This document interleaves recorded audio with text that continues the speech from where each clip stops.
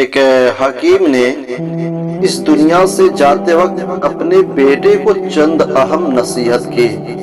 کہا، اے میرے پیارے بیٹے، میں نے دنیا دیکھی ہے، دور دراز ملکوں کا سفر کیا ہے، گھاٹ گھاٹ کا پانی پیا ہے اور زندگی کے اتار چڑھاؤ دیکھے ہیں۔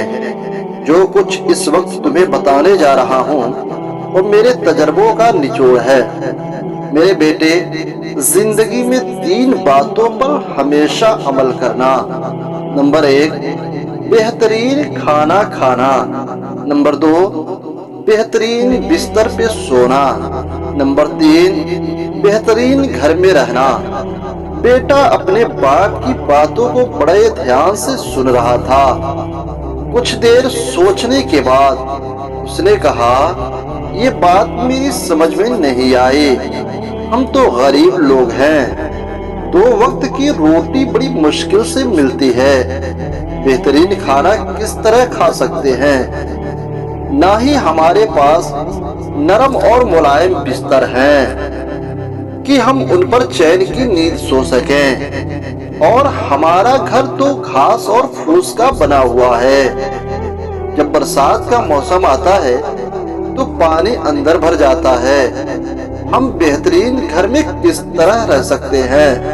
حکیم صاحب نے اپنے بیٹے کی بات سن کر جواب دیا، بہترین کھانا کھانے کا مطلب یہ ہے کہ تم اس وقت کھانا کھاؤ جب تمہیں خوب بھوک لگی ہو۔ اگر تم ایسا کرو گے تو بہت سی بیماریوں سے محفوظ ہو جاؤ گے، اور وہ کھانا تمہارا بہترین کھانا ہوگا، چاہے اس میں سوکھی روٹی ہی کیوں نہ ہو۔ میرے پیارے بیٹے، بہترین بستر ہونے کا مطلب یہ ہے کہ تم اپنے کام میں خوب محنت کرو، اور جب تم تھک ہار کر اپنے بستر پہ سو جاؤ گے تو تمہیں گہری اور چین کی نیند آئے گی۔ اس طرح تمہارا بستر بہترین بستر ہوگا۔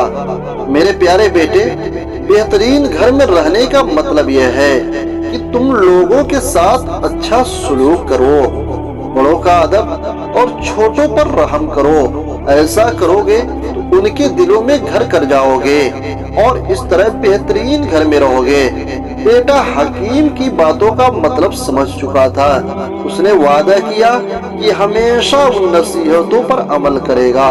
اگر ویڈیو پسند آئے تو لائک کرنا نہ بھولیں، اور جاتے جاتے ایک کمنٹ کرنے کے ساتھ ساتھ چینل کو سبسکرائب ضرور کر لیں، تاکہ سب سے پہلے ویڈیو کی نوٹیفیکیشن آپ تک پہنچے۔